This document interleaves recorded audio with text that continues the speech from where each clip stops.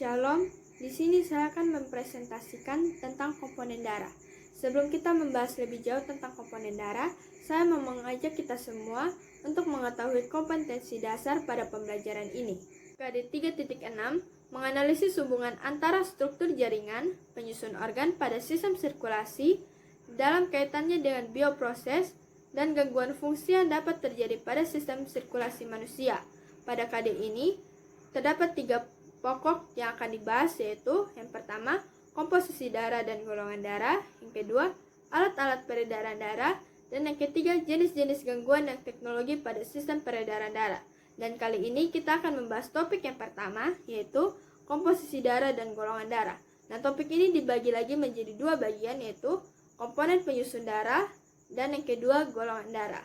Dan kita akan membahas tentang komponen penyusun darah terlebih dahulu.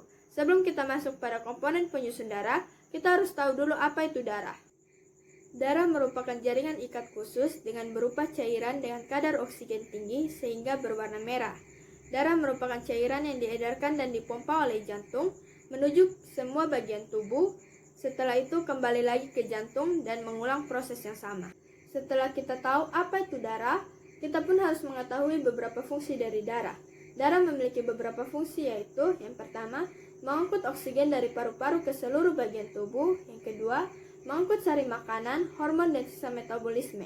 Metabolisme tersebut misalnya karbon dioksida yang diangkut oleh jaringan tubuh menuju ke paru-paru. Yang ketiga, alat pertahanan tubuh dari infeksi dengan membentuk antibodi dan sel-sel darah putih. Yang keempat, mengatur menjaga stabilitas suhu dengan memindahkan panas dari alat tubuh yang aktif ke alat tubuh yang kurang aktif. Yang kelima, mengatur keseimbangan asam basa untuk mencegah terjadinya kerusakan-kerusakan pada jaringan tertentu. Dan yang terakhir, yang keenam, mengedarkan air ke seluruh tubuh. Nah, sekarang kita akan masuk pada komponen atau komposisi darah. Komposisi darah. Bagian-bagian darah terdiri dari plasma darah dan sel-sel darah. Sel-sel darah terdiri dari sel darah merah, sel darah putih, dan keping darah. Yang pertama, kita akan membahas tentang plasma darah. Plasma darah berfungsi untuk menjaga suhu tubuh dengan cara memindahkan panas dari organ tubuh yang aktif menuju ke organ tubuh yang kurang aktif, mengatur keseimbangan asam basa untuk mencegah terjadinya kerusakan pada jaringan-jaringan tertentu, dan melakukan pembekuan darah melalui fibrinogen yang diaktifkan menjadi benang fibrin, serta mengalirkan sari makanan menuju ke seluruh tubuh. Kamus biologi yang pertama, fibrinogen. Fibrinogen adalah protein dalam plasma darah yang akan menjadi serat fibrin dan hadirnya enzim trombokinase yang juga terdapat dalam darah. Enzim ini dihasilkan oleh trombosit atau keping darah. Yang kedua, fibrin. Fibrin adalah protein berupa serat-serat benang yang tidak larut, terbentuk dari fibrinogen melalui aksi trombin, khususnya dalam penggumpalan atau pembekuan darah. Lalu yang kedua, kita akan membahas tentang sel darah merah atau eritrosit. Yang pertama, berbentuk bikonkav dan tidak berinti. Yang kedua, dibentuk di sumsum merah, tulang pipa atau tulang pipi. Yang ketiga, jumlah eritrosit normal adalah 4,7 sampai 5,3 juta sel per milimeter kubik darah. Yang keempat, berfungsi dalam mengalirkan oksigen dengan cara mengikatnya pada hemoglobin.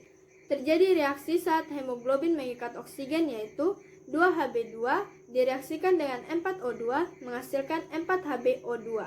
Setelah oksihemoglobin sampai pada sel-sel tubuh, terjadi reaksi pelepasan oksigen atau O2 pada Hb, yaitu 4HbO2 menghasilkan 2Hb2 dan 4O2. Yang ketiga, ada leukosit atau sel darah putih. Yang pertama, tidak memiliki bentuk tetap tetapi memiliki inti. Yang kedua, dibentuk di sumsum tulang dan kelenjar limfa.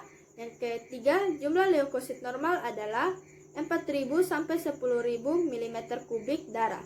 Yang keempat, berfungsi dalam sistem kekebalan tubuh dengan cara membunuh atau memakan mikroorganisme atau benda asing atau fagositosis. Yang kelima, leukosit ini dibagi menjadi 2, yaitu leukosit bergranula atau granulosit yang berperan dalam membunuh bibit penyakit, terdiri dari neutrofil, eosinofil, dan basofil. Lalu ada leukosit tidak bergranula, yaitu agranulosit berperan dalam pembentukan antibodi tubuh, terdiri dari limfosit dan monosit. Lalu sekarang kita akan membahas satu-satu tentang neutrofil, eosinofil, basofil, limfosit, dan monosit. Yang pertama kita akan membahas tentang basofil. Yaitu basofil, setiap milimeter kubik darah mengandung 20-50 butir. Yang kedua, plasma bersifat basah dan terdapat bintik-bintik biru yang mengandung histamin. Yang ketiga, bersifat fagosit. Lalu yang kedua ada eosinofil, tiap milimeter kubik darah mengandung 100-400 butir. Lalu yang kedua, plasma bersifat asam terdapat bintik-bintik biru. Lalu yang ketiga, bersifat fagosit. Lalu yang berikutnya yang ketiga ada neutrofil. Yang pertama, tiap milimeter kubik darah mengandung 3.000-7.000 butir. Yang kedua, plasma bersifat netral dan terdapat bintik-bintik. Yang ketiga, bersifat fagosit. Lalu yang keempat ada limfosit, tiap milimeter kubik darah mengandung 1.500-3.000 butir, dapat bergerak bebas, dapat membentuk zat antibodi. Lalu yang kelima ada monosit, tiap milimeter kubik darah mengandung 100-700 butir, dapat bergerak cepat, bersifat fagosit. Monosit dapat membesar dan berkembang menjadi makrofag. Makrofag merupakan sel fagositik terbesar dan berumur panjang. Lalu yang terakhir ada trombosit atau keping darah. Yang pertama, bentuk bulat atau lonjong dan tidak berinti. Yang kedua, dibentuk di sumsum tulang belakang. Yang ketiga, jumlah trombosit normal adalah 3.000 sel per milimeter kubik darah. Lalu yang keempat, berfungsi dalam mekanisme pembekuan darah. Skema pembekuan darah yaitu yang pertama terjadi luka, yang kedua darah keluar, yang ketiga keping darah atau trombosit pecah, yang keempat menghasilkan enzim trombokinase, lalu yang kelima bersama ion kalsium dan vitamin K mengubah prototrombin menjadi trombin, lalu yang keenam mempengaruhi fibrinogen membentuk benang-benang fibrin, yang ketujuh membendung darah dan membeku, yang kedelapan menutup luka. Kamus biologi yang pertama ada prototrombin. Prototrombin adalah sejenis glikoprotein yang dibentuk dan disimpan dalam hati. Yang kedua ada trombin. Trombin adalah enzim protein dan kemampuan proteolitik yang bekerja terhadap fibrinogen dengan cara melepaskan 4 peptide dengan berberat molekul rendah dari setiap molekul fibrinogen sehingga membentuk molekul fibrin monomer yang memiliki kemampuan untuk berpolimerisasi dengan molekul fibrin monomer yang lain. Sekarang kita akan masuk ke topik yang kedua yaitu golongan darah. Golongan darah menurut Landsteiner dibagi menjadi 4, yaitu golongan darah A, golongan darah B, golongan darah AB, dan golongan darah O. Golongan darah A, apabila eritrosit seseorang mengandung agglutinogen A, sedangkan plasma darahnya mengandung agglutinin B atau anti B, maka orang tersebut bergolongan darah A.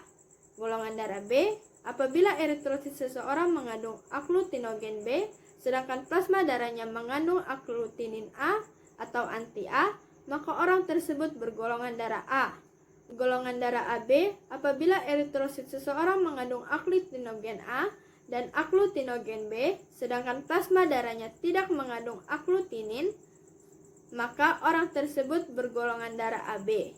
Golongan darah O, apabila eritrosit seseorang tidak mengandung agglutinogen, sedangkan plasma darahnya mengandung agglutinin A dan agglutinin B, maka orang tersebut bergolongan darah O. Sekian hasil presentasi saya. Mohon maaf apabila ada kesalahan, dan saya tahu presentasi ini jauh dari kata sempurna. Tetap semangat dan shalom.